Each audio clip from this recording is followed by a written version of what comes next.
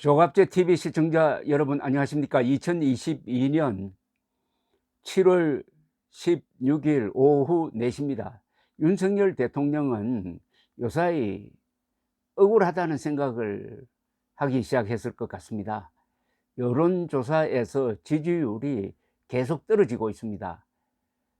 어제 발표된 한국갤럽 주간 여론조사에 따르면은 잘한다가 32%, 잘못하고 있다가 53%로 나왔습니다. 32대 53. 윤석열 대통령은 아마 속으로는 내가 적어도 문재인 대통령 초기처럼 70%, 80% 지지를 받아야 마땅하다. 내가 지금 거의 무너질 뻔한 나라를 바로 세우기 위해서 밤낮 없이 일하고 있는데 우리 국민들이 이렇게 못 알아줄 수가 있느냐, 이렇게 생각하고 있을 겁니다. 또 주변에 있는 사람들, 측근들, 장관들, 비서들은 와서 잘한다 잘한다 하는데 이렇게 나오는 것은 여론조사에 무슨 또 장난이 있는 것 아니냐, 아니면은 언론이 너무 혹독하게 나를 비판을 해서 이렇게 된 것 아니냐, 이렇게 생각할 겁니다. 과거 대통령들도 지지율이 떨어지면 그렇게 생각했습니다. 그러나 여론조사는 믿어야 합니다. 여론조사를 부인하고 그게 잘못됐다고 이렇게 변명하다가는 큰 낭패를 당합니다. 있는 거는 있는 대로 받아들일 필요가 있다고 생각합니다. 그래서 왜 지지율이 떨어졌는지 한번 생각해 볼 필요가 있습니다. 근데 지지율 떨어진 게 이번이 처음 아닙니다. 윤석열 대통령 후보 시절부터 지지율이 떨어졌습니다. 즉 지난 3월 9일 0. 아주 73% 차이, 24만여 표 차이로 사실상 겨우 이겼습니다. 겨우 이긴 직후 여론조사부터 이상하게 낮게 나오기 시작했습니다. 그런데 그것은 설명이 됩니다. 왜 직후에 윤석열 후보, 그때는 당선자입니다. 당선자 지지율이 나가는 문재인보다 낮을 수가 있느냐. 40%대였습니다 그때.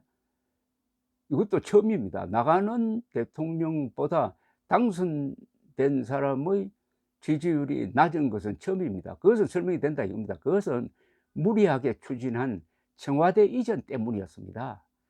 청와대 이전을 저렇게 무리하게 하는 걸 본 그때 보수 성향 사람들의 약 30%가 이건 아니다라고 생각했고, 이 좌파 성향은 거의 90%가 이건 아니다라고 생각하니까 지지율이 떨어지고 말았습니다. 그런데 이게 발목을 잡고 말았습니다. 지금 지지율이 낮게 나오는 가장 큰 이유는 뭐니 해도 무리한 청와대 이전입니다. 그동안 청와대 이전 잘했다고 박수 쳤던 사람들 한번 답해 보십시오. 잘했습니까?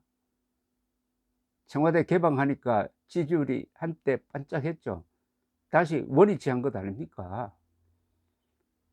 지금 윤석열 대통령이 지지율이 떨어지는 데 있어서 두 가지 요인이 두드러집니다. 하나는 부인 김건희 여사의 행보입니다. 저는 부인이 잘못하고 있다고 생각하지 않습니다. 그러나 잘못하고 있다고 생각하는 사람들이 더 많다는 것을 또 인정하지 않을 수가 없습니다. 김건희 여사에 대해서 잘못하고 있다고 생각하는 사람들의 그 생각의 뿌리에는 청와대 이전, 죽어도 청와대는 안 들어가겠다라고 윤석열 대통령 당선인이 생각하도록 한 사람이 김건희 씨 아니냐 하는 의혹에서 더해진 거죠. 그 다음에 윤석열 대통령의 말실수가 어디서 비롯되었느냐 하면은 그것도 청와대 이전에서 비롯되었습니다. 청와대 이전을 하니까 출퇴근을 하게 되었습니다. 그런데 언론이 출퇴근하는 대통령이라고 좋아하네요. 출퇴근하는 대통령이 얼마나 위험합니까? 동선이 하루에 2번씩 노출됩니다. 암살 초대장이 될 수도 있습니다. 특히 이번에 아베 전 총리의 죽음을 한번 보십시오.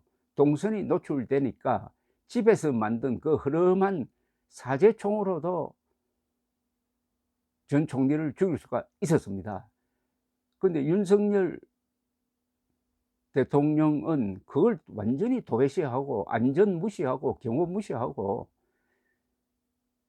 출퇴근하면서 출근길에 기자들이 기다리면은 대부분의 대통령은 무시하고 들어가 버리는 거죠.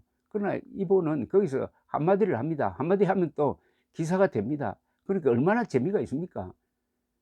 정치인은 자신의 말이 기사화됐을 때 그것 이상 기분 좋은 일이 없습니다. 그걸 즐기게 되다가 보니까 준비되지 않는 실수를 하기 시작했습니다. 이게 보통 사람들 눈에는 무능력, 독선적 뭐 이렇게 보인 것 아닙니까? 이게 하나씩 하나씩 쌓이니까 지지율에 반영이 되고 있다고 생각합니다. 그다음 이 윤석열 대통령 못하고 있다 하는 그 이유를 한국 갤럽에서 조사한 글로는 이렇게 나옵니다. 왜 그러면은 윤석열 대통령을 부정적으로 보느냐? 인사가 잘못됐다 26%, 경험 자질 부족 무능력 11%, 경제 민생 살피지 않는다 10%. 요게 3대 이유입니다. 소통 미흡하다 5%, 독단적 일방적이다 5%, 외교 잘못하고 있다 4%. 이건 틀린 거죠. 외교 잘하고 있는 겁니다. 공약 실천 미흡 4%, 공약 실천 잘하고 있습니다. 그런데 발언 부주의가 나오네요. 3%. 이걸 종합하면은 이상하게 한국 사람들 눈에 윤석열 대통령이 대통령으로서 미숙하다, 자질에 문제가 있다 이렇게 본다는 이야기입니다. 그리고 전체적으로 매우 독선적으로 보인다. 그러면은 국민들은 기분 나쁜 겁니다. 우리나라 사람들이 특히 기분 나빠하는 사람들입니다.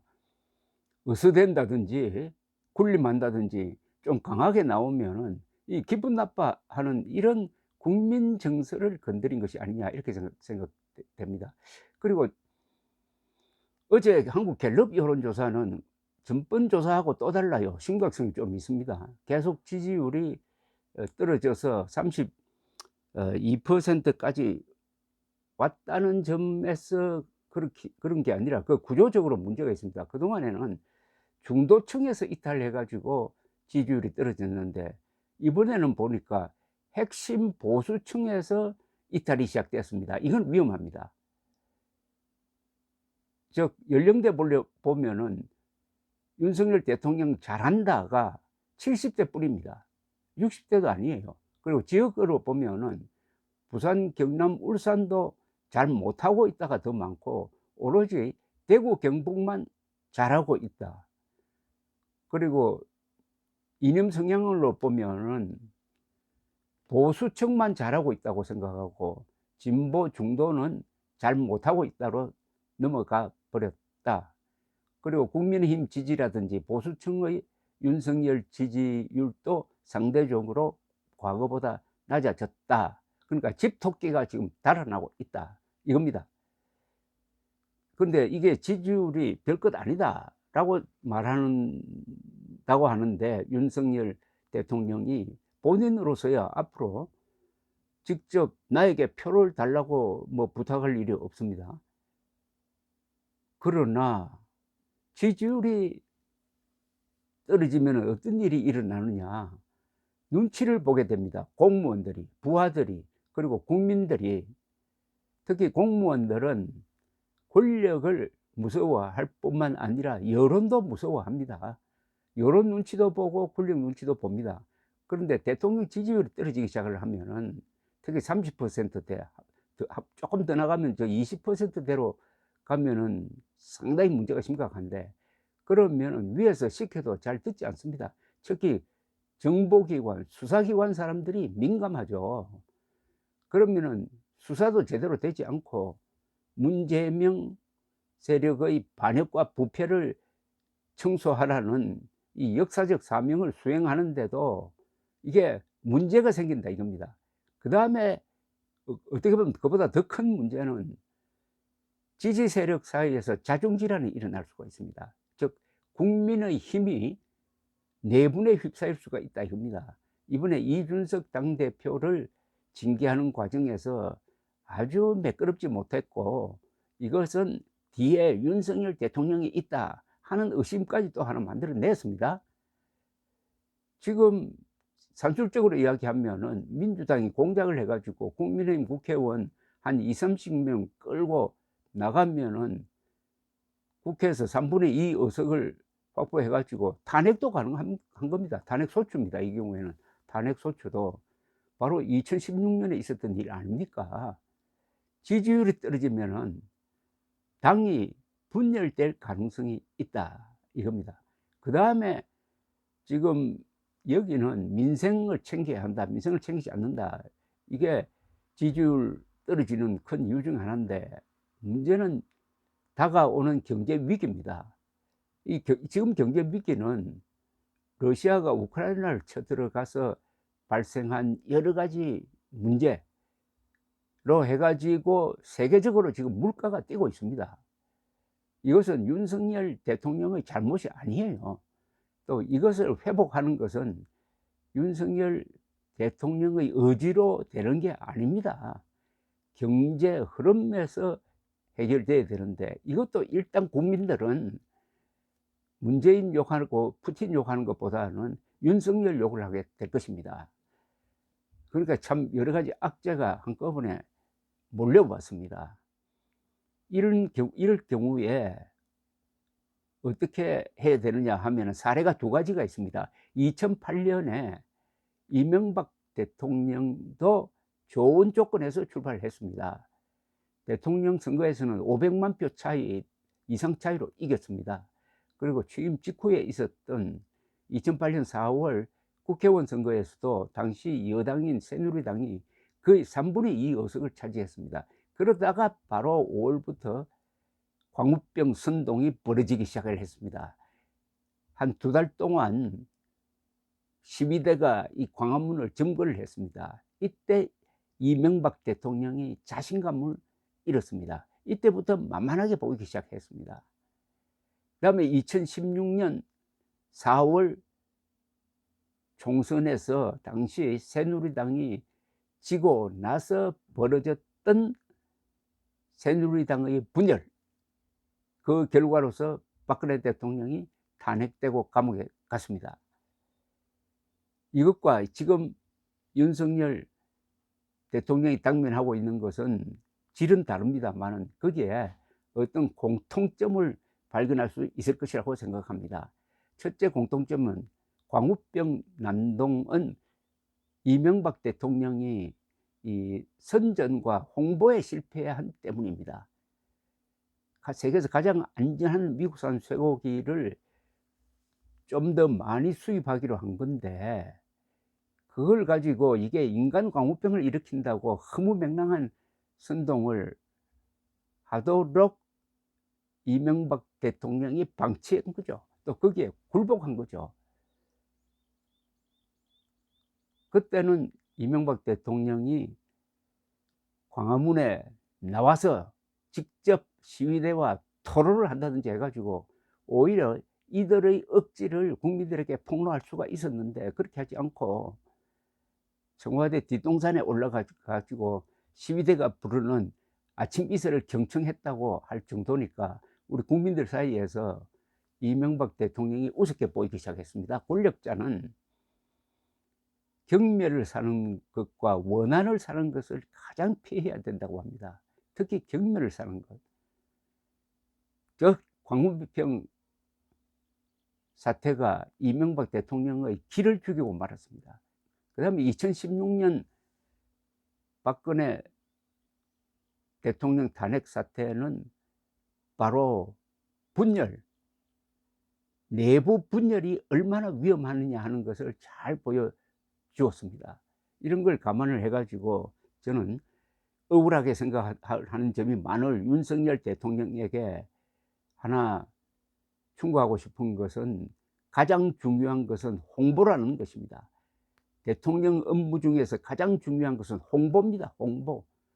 잘하는 게 많습니다. 윤석열 대통령 잘하는 걸 많은데, 요 잘하는 것을 국민들에게 제대로 전했다면 지금 지지율이 50%, 60%대까지 올라갔을 겁니다. 그런데 그렇게 하지 못했습니다. 홍보를 어떻게 하느냐? 아무리 좋은 일을 해도 홍보를 하지 못하면 그것은 안 한 것하고 똑 마찬가지입니다. 그런데 좌익들은 나쁜 짓하고 반역질 하면서도 홍보를 잘해 가지고 정권까지 잡고, 지금도 윤석열을 이렇게 몰아붙이면서 벌써 탄핵 이야기 꺼내고 있는 것 아닙니까? 그렇다고 좌익처럼 선동을 하라고는 할 수 없습니다. 좌익은 거짓말을 가지고 선동을 합니다. 그러나 우리는 진실이 있습니다. 이 진실을 효과적으로 선전해야 합니다. 선전. 선동이 아니라 선전을 해야 합니다. 거기에는 어떤 자세를 취할 거냐까지 제가 이야기할 입장은 아니고, 다만 가장 위대한 선전가 두 사람의 사례를 한번 알아보자 이거죠. 첫째는 레이건 대통령입니다. 배우 출신 레이건 대통령은 Great Communicator로 불렸습니다. 위대한 소통자라고 불렸습니다. 그분이 공산 진영을 향해서 악의 축이라고 이야기하면서 압박을 할 때는 무섭게 보였지만은, 또 한편으로는 이 소련 사람을 대할 때 그렇게 아주 편하게 다정하게 대할 수가 없었다고 합니다. 항상 국민들에게 웃으면서 자신감을 심어주기도 했습니다. 그게 모여가지고 결국 국제공산주의를 웃으면서 망가뜨린 사람이 레이건 대통령입니다. 그 다음에 한국에서는 이승만 대통령입니다. 이승만 대통령이 국내 기반이 없는데도 불구하고 귀국해가지고 건국의 주인공이 될 수 있었던 것은 그분의 선전입니다. 홍보입니다. 이승만 대통령은 자신을 홍보하는데도 천재적인 능력이 있었을 뿐만 아니라 공산당을 악으로 모는 그 언어가 대단합니다. 공산당은 콜레라와 같다. 인간은 콜레라와 같이 살 수가 없다. 뭉치면 살고 흩어지면 죽는다. 공산당은 민족 반역자다. 공산당의 조국은 스탈린이다. 그러면은 한국인의 얼굴을 한 러시아인 아니냐, 사대주의자다, 민족 반역자다, 이렇게 몰아갔던 이승만 대통령과 레이건의 공통점은 뭐냐? 이 두 사람이 이념 무장이 잘 된 사람입니다. 이념을 자기의 신념으로 만들었습니다. 그리고 표현할 때 누구나 알아들을 수 있게 쉽게 이야기했습니다. 그리하여 공산당의 성동을 무너뜨렸습니다. 윤석열 대통령도 참 몇세 때 보니까 말을 잘합니다. 그런데 그런 말을 대통령이 된 다음에 국민들에게 직접 호소하는 방법이 없을까? 직접 호소하는, 국민들을 직접 설득하는 그런 용기로까지 성화되는 등, 어쨌든 이 난국을 돌파하기 위해서는 윤석열 대통령이 선전과 홍보의 귀재가 되어야 한다는 점을 부탁드리고 싶습니다. 감사합니다.